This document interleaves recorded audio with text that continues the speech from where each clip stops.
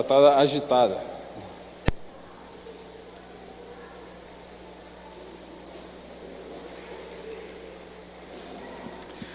Já chegamos no final de outubro. Amanhã é 31. E diferentemente do comum, a gente costuma celebrar também uma data muito importante para o movimento evangélico mundial, que é a Reforma Protestante de 1517, onde a Bíblia se tornou popular para todo mundo. Até então não era. E de lá para cá, nós temos relido, repensado a forma de ser igreja, porque uma das frases da Reforma Protestante para as igrejas reformadas é que uma igreja reformada está sempre reformando, ou seja, entendendo seu papel na cultura, no momento e na vida. Então tem sempre que estar mudando. O movimento é comum na vida, a gente não tem como fugir do movimento. E hoje nós terminamos aqui o mês, nessa série que tem abençoado famílias, relacionamentos, chamado Antes que a Casa Caia. E a ideia aqui é que revisemos alguns valores, alguns princípios dentro da casa. E na semana que vem a gente começa uma outra série chamada Reencontro com Alegria. Eu sinto que depois de hoje a gente vai precisar de alegria de um certo modo. E a alegria é uma emoção que a gente precisa resgatar. E a alegria tem fonte, essa emoção é gerada por uma fonte. E é claro, como a imagem já mostra, a fonte da nossa alegria está nas Escrituras, na Palavra do Senhor. E para terminar essa série, eu deixei o diálogo para o final. Eu já passei pelo diálogo há algumas semanas atrás, mas hoje eu trago aqui para a nossa reflexão uma palavra do apóstolo Tiago, na sua carta, capítulo 1, versículos 19 e 20.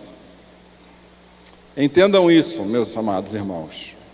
Estejam todos prontos para ouvir, mas não se apressem em falar e em se irar. A ira humana não produz justiça divina.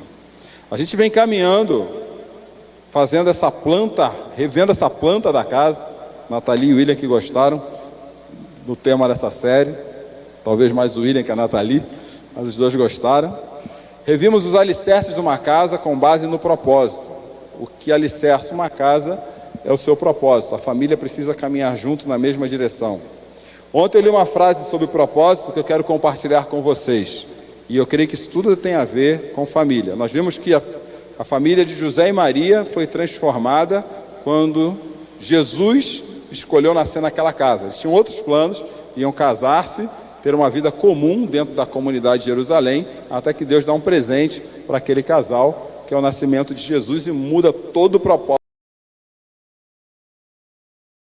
Mude propósitos nas nossas casas. E eu li essa frase essa semana, acho que faz 1 ou 2 dias atrás, que diz que propósito é aquilo que o mundo vai ter a mais pelo fato da gente ter passado por aquilo. Quando nós passamos pela caminhada da vida com Jesus como sendo o propósito da nossa vida, as pessoas olham para a gente e não veem outras pessoas perfeitas. Pelo contrário, eles veem pessoas que, confiantes em Jesus, conseguirem ir mais adiante. Falamos também da restauração a partir do perdão. E perdoar, esse conceito eu trago comigo há muitos anos, vocês já me ouviram falar. Perdoar não é esquecer, mas sim superar e querer bem. Ninguém esquece o que outras pessoas fizeram. Se você esquecer, tem algum problema, eu tenho problema, porque ninguém esquece o que faz com a gente. Se bem que às vezes eu esqueço bastante e prefiro esquecer. Mas a gente confunde essa questão de perdão com começar ou manter um novo relacionamento ou um relacionamento com a mesma pessoa. Esse é um outro assunto, também não tem nada a ver. Aí andamos um pouquinho mais adiante e falamos do amor como argamassa. E aqui nós precisamos relembrar com clareza o que a Bíblia entende como amor, que é o fato de entregar ou dar a vida pelo outro. João fala isso. Quando isso é mútuo, a casa funciona. Quando isso não é mútuo, precisa haver ajustes, porque o amor mútuo constrói a casa. Às vezes não é mútuo. A gente pode estar numa casa que uma pessoa ame, a outra a use, e isso aí não é amor. E recentemente eu tenho lidado com questões iguais a estas, de pessoas que se acham donas das outras e acham que amor é posse, é obsessão, e não é isso. Amor é dar a vida pelo outro, ainda mais para a gente que caminha junto no reino, é mais importante ainda considerar isso. Semana passada falamos das emoções, como a tinta que colore a casa, e deixei muito clara aqui a posição que eu tenho a respeito disso, que toda emoção racional, em última instância, é uma decisão emocional. Lá no repertório das suas experiências, alguma emoção registrou um fato na sua vida, então você teve realmente uma influência emocional naquilo que você decide. Nós temos isso até hoje. Então, nós temos que considerar que não cabe mais atualmente nós entendermos emoções e razão como as duas coisas distintas, elas estão entrelaçadas. Nós precisamos aprender a gerir as nossas emoções para tomar as nossas decisões da forma mais madura possível. Diante disso, nosso bate-papo hoje é sobre o diálogo. E por que eu deixei o diálogo para o final? O diálogo, ele dimensiona o relacionamento. Se não houver diálogo, não tem relacionamento, não tem conversa sem diálogo.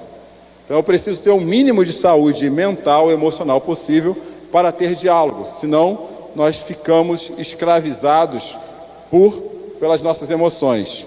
E aqui eu quero lembrar um ponto que o pastor Túlio trouxe naquele sábado, onde tivemos uma palestra de casais. A ausência de diálogo pela omissão também é ruim.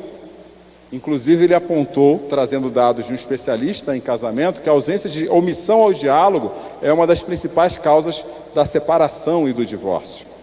Nós precisamos aprender a dialogar a respeito do assunto e não contra a pessoa, porque adversário é aquele que tem uma versão adversa do mesmo assunto. O inimigo, você ataca a pessoa. Então nós precisamos desenvolver diálogos para poder dimensionar se a nossa casa vai ser grande, pequena, alta e baixa, e sem diálogo não tem como fazer isso. Nós precisamos entender então que é difícil dialogar com as emoções. Não adianta você simplesmente soltar aquilo que está na sua cabeça. O papel principal, acho que a primeira habilidade, a habilidade mais importante de qualquer diálogo, não é nem tanto falar. Texto chamado escutatória, que todo mundo quer aprender a falar, todo mundo quer dizer alguma coisa para alguém, mas ninguém quer aprender a ouvir, porque escutar é complicado, é sutil. Eu preciso me calar até minhas emoções, porque para eu poder ouvir alguém, senão eu fico com tanta vontade de falar que eu não consigo colocar meu ouvido na que a outra pessoa está dizendo. Então, já sabemos até aqui que para poder dialogar com alguém eu preciso saber gerir as minhas emoções. Todo armado, afim, querendo bater, atirar, sei lá o que você quer fazer, jiu-jitsu, karatê, não sei, não dá. Eu preciso esvaziar o copo, e para esvaziar o copo, eu preciso aprender a gerir as minhas emoções. Quando a gente leva isso para a lógica do reino de Deus, um comentarista do texto que nós vamos refletir hoje, quando ele tratou o assunto ouvir, ele diz que ouvir é uma forma. Então, para eu ouvir alguém, eu tenho que estar disposto a amar o próximo. Se eu não estiver disposto a amar, eu não ouço. Eu só ataco, eu não recebo, eu só bato. Por isso eu falei que nós temos que lembrar bem daquele texto, quando nós, cristãos, estamos numa conversa. Eu entro numa conversa para dar amor e não receber amor, entregar a minha vida, e espera-se que isso seja feito de maneira mútua. Cláudio, se as emoções atrapalham o meu diálogo, a minha possibilidade de escutar pessoas, o que eu preciso fazer? Eu vou fazer uma adaptação espiritual de uma das teorias mais divulgadas, ensinadas e explicadas nos últimos anos, inteligência emocional. Eu não lembro o nome do primeiro autor, mas o segundo foi Daniel Goleman. Ele falou que quando eu estou diante de uma emoção, a primeira coisa que eu preciso aprender a fazer é ter autoconhecimento. Por que eu estou me sentindo assim?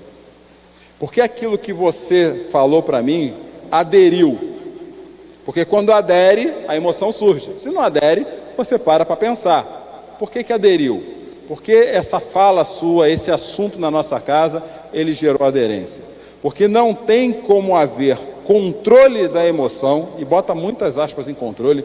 Eu nem usaria essa palavra controle, se é que é possível controlar, mas não há, didaticamente aqui, não dá para ter controle da emoção se eu não saber o que está disparando ela. Por que esse assunto me incomoda? E aí vocês viram que surgiu um parêntese ali nesses dois itens, não viram?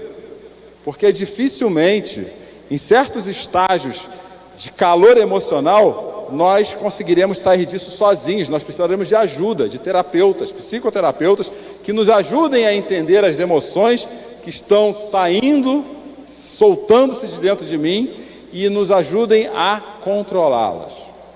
Somente entendendo isso é que aí sim eu consigo encontrar motivação para resolver. O Goleman, dentro da tese dele, ele diz que é automotivação. Eu creio numa outra coisa ao lado ou superior dessa automotivação. Somente vou ter empatia quando eu estiver entendendo o que está acontecendo. E aí sim eu consigo me relacionar com alguém. Vocês entenderam o grande problema? Até chegar num diálogo, se eu não sei o que está causando e não souber controlar, eu não encontro o motivo certo para resolver e assim, e consequentemente não consigo me relacionar. E como é que eu vou ter diálogo no calor da emoção? Mas vocês ouviram há pouco que eu falei que esse é um processo, eu ia adaptar esse método do Goleman, porque no lugar de automotivação, eu colocaria automotivação. Nós que cremos no Senhor Jesus, que cremos na soberania dele, entendemos que a motivação que nós precisamos de todas as questões anteriores, autoconhecimento, autocontrole, mas nós precisamos nos conectar com a motivação do reino para que nós possamos nos conectar com o outro. Aí vem de novo o assunto, eu preciso amar dando vida, porque o Senhor Jesus deu vida por nós. Não tem jeito. Sendo assim, o reino começa a nos explicar que nós não podemos dar vazão, devemos tomar cuidado com a vazão das nossas emoções. Provérbios, capítulo 14, versículo 29, Salomão escreve assim: quem tem entendimento, controla a sua raiva. Quem se ira facilmente, demonstra grande insensatez. Vocês acharam que foi Daniel Goleman? Salomão. Não. Você ficar colocando a sua ira. Quando que a raiva surge na nossa vida? Quando nós percebemos que as nossas fronteiras foram violadas. Alguém passou a linha divisória e está perto demais de mim, do meu coração, da minha mente, eu fico com raiva. E aí eu tenho que olhar para a automotivação e entender que não dá para eu simplesmente viver como um insensato ou insensata, cuspindo aquilo que eu acho que tem que ter na cabeça. O salmista nos dá uma outra dica de como fazer isso. Olha o como. Não pequem ao permitir que a ira os controle. Reflitam durante a noite e permaneçam em silêncio. É melhor ficar quieto e não falar nada. Enquanto você não tiver uma explicação, um argumento consciente a respeito do problema, do que você começar a falar coisas que você vai magoar mais ou vai colocar mais lenha na fogueira. Depois que você lança a flecha, depois que você solta a palavra, não dá como resgatar mais. Isso vai pegar, isso vai dar aderência. Então eu preciso trazer toda a questão à consciência. Não dá para sair falando aquilo que vem na cabeça, já disse o Senhor Jesus. Mateus capítulo 12, versículos 35 a 37. A pessoa boa tira coisas boas do tesouro de um coração bom, e a pessoa má tira coisas más do tesouro de um coração mau. Ou seja, você vai tirar do seu coração aquilo que você mais cultiva diante dele. Hoje eu estava lá no momento de total sublimação, assistindo um episódio de um seriado chamado Anéis do Poder. É a continuidade aí do Game of Thrones. Lembra do Game of Thrones? Não, perdão. Do Senhor dos Anéis. Game of Thrones é outra, é a Casa do Dragão. Às vezes eu bugo, confundo os dois. Já viram? Não viram, né? Mas vejam. Mas, enfim, não vejam. Mas eu quero falar o que aconteceu no seriado. Uma elfa, e a elfa é conhecida pela sua longevidade, os elfos no seriado, pela sua sabedoria, porque vivem bastante. Tinha acabado de acontecer uma grande desgraça, destruído uma cidade inteira, morrido muita gente, e a mãe de um rapaz provavelmente morreu dentro daquela tragédia. E a elfa à frente, chamada Galadriel, que vai aparecer mais tarde no seriado, ela caminhava com aquele jovem cuja mãe havia morrido numa grande guerra, um acidente, não uma guerra. E esse jovem fala de vingança. Ele fala assim: agora, eu não sou guerreiro, mas eu preciso matar esse pessoal. Aí a elfa falou assim: cuidado com o que você está pensando, porque esses pensamentos costumam a contaminar o nosso coração, e daqui a pouco nós estaremos tão maus quanto aqueles que fizeram isso contra a gente. No coração bom só sai coisa boa, no coração ruim só sai coisa ruim. Quanto mais eu me aproximo do Senhor Jesus, mais coisas boas são colocadas no meu coração. E repare o que ele vai falar daqui em diante. Eu lhes digo, no dia do juízo, preste atenção nisso, a gente não presta atenção nisso, eu não presto atenção nisso, gente. No dia do juízo, vocês prestarão contas de toda a palavra inútil que falarem. Tudo aquilo que nós jogamos contra o outro, usamos para falar mal do outro, para agredir o outro, ainda que no calor da emoção, um dia nós vamos prestar conta diante de Deus. Nós que caminhamos no reino, nós temos uma responsabilidade muito grande com aquilo que a gente fala. E Jesus ainda fala assim: por suas palavras vocês serão absolvidos, ou por elas serão o quê? Condenados.